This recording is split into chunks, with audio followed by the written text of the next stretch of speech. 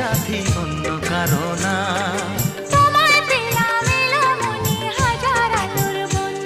ও তোমায় পেলাম ভাগ্য গুণে, শোনো গো রাজকন্যা।